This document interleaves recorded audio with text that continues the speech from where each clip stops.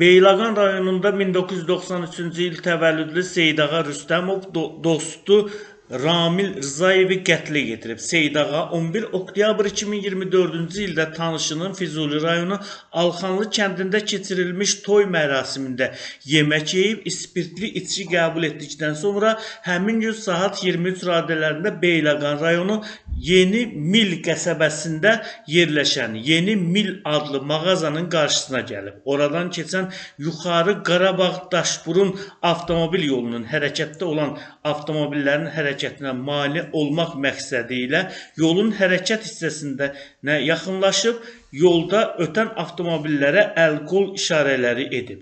Həmin vaxt yolda hərəkətdə olan Niva markalı avtomobilin sürücüsü ilə mübahisə edib.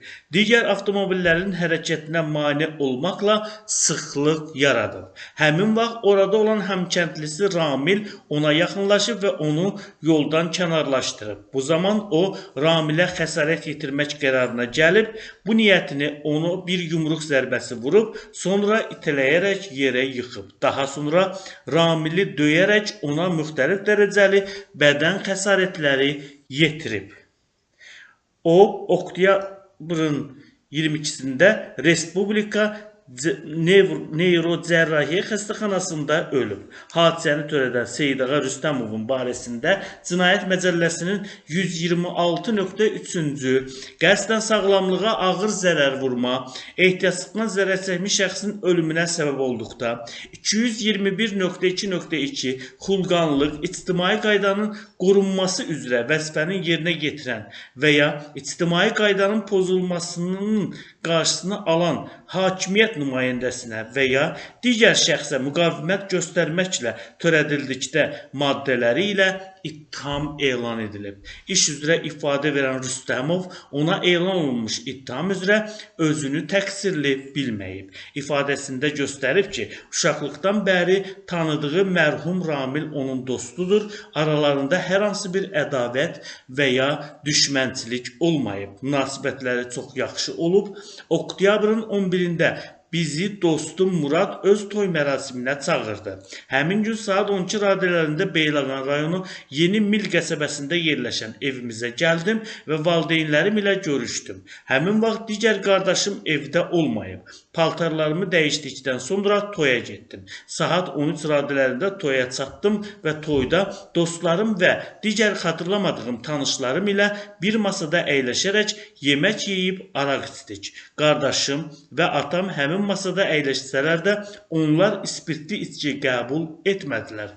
3-4 saatdan sonra qardaşım Nurlanla birlikdə toydan çıxdıq. Atam isə bizdən əvvəl toydan çıxaraq mənim Mercedes markalı avtomobilim ilə getmişdi. Nurlanla evə gəldik. Həmin vaxt valideynlərim evdə olublar deyə o ifadəsində göstərib.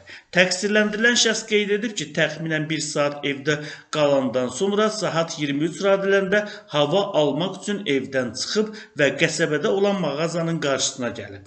Qardaşım Nurlan evdə qaldı. Mağazaya daxil olaraq orada dəyəri 1 manat olan Bizon adlı içkinin soyuducudan götürərək kassaya yaxınlaşdım və mağazanın satıcısına pul verərək oradan çıxdım. Həmin vaxt mağazanın qarşısında həmkəndlilərim ilə gördüm.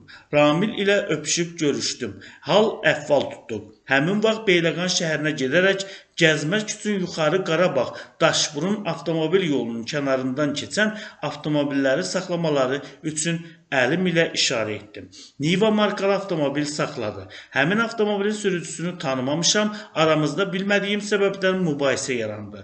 Ramil gələrək məni sakitləşdirmək istədi və avtomobil yoldan kənarlaşdırdı. Həmin vaxt Niva markalı avtomobilin sürücüsü içkili vəziyyətdə olduğumu gördü və yoluna davam etdi. Mağaza istiqamətində gedən zaman Ramil boynumun arxa tərəfindən bir dəfə zərblə vurdu.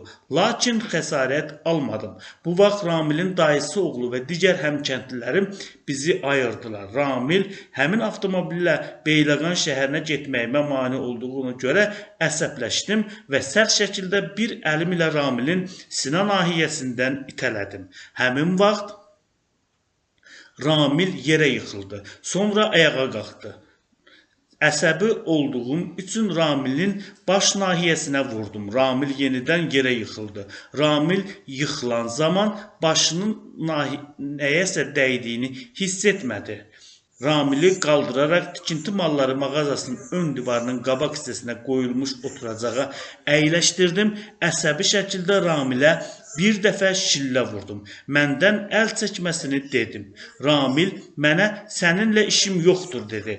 Sonra Ramildən aralaşdım və yenidən yolun kənarında dayanaraq yoldan keçən avtomobillərə əlim ilə işarə edərək Beyləqan şəhərinə getmək üçün saxlamağa çalışdım.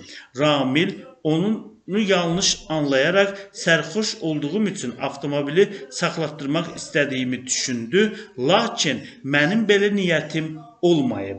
Ramilin özü də pivə içmişdi, deyə təqsirləndirilən şəxs ifadəsində göstərib.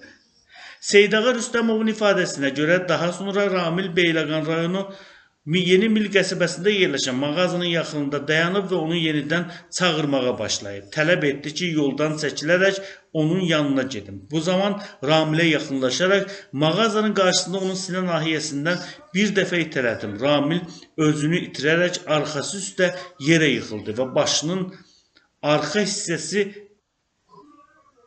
nəyəsə dəyməsini hiss etməmişəm.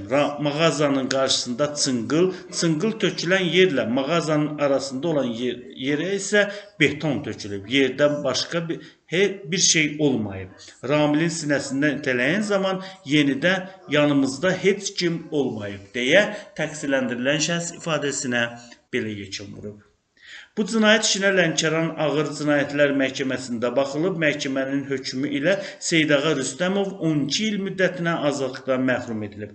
Məhkum edilmiş şəxsin müdafiəçisi tərəfindən apellyasiya şikayəti verilib. O, müvəkkilinin Cinayət Məcəlləsinin 221.2.2-ci maddəsi üzrə bəraət verilməsini istəyib, həmçinin təqsirli bilindiyi Cinayət Məcəlləsinin 126.3-cü maddəsi ilə təyin edilmiş azadlıqdan məhrum etmə cəzasını azaldılaraq ən aşağı həddə cəza təyin edilməsi barədə qərar qəbul edilməsini yuxarı instansiya məhkəməsinin hakimlərindən xahiş edib. Bu şikayətə Şirvan Apellyasiya Məhkəməsində baxılıb, yuxarı instansiya məhkəməsinin hakimləri apellyasiya şikayətinin dəlillərini araşdırandan sonra sonda qərar elan ediblər. Qərara görə təqsirləndirilən şəxsin müdafiəçisi tərəfindən verilən şikayət haqlı hesab edilməyib. Bu səbəbdən də onun barəsində verilmiş şikayət təmin olunmayıb. Lənkəran Ağır Cinayətlər Məhkəməsinin çıxardığı hökm qüvvəsində saxlanılıb.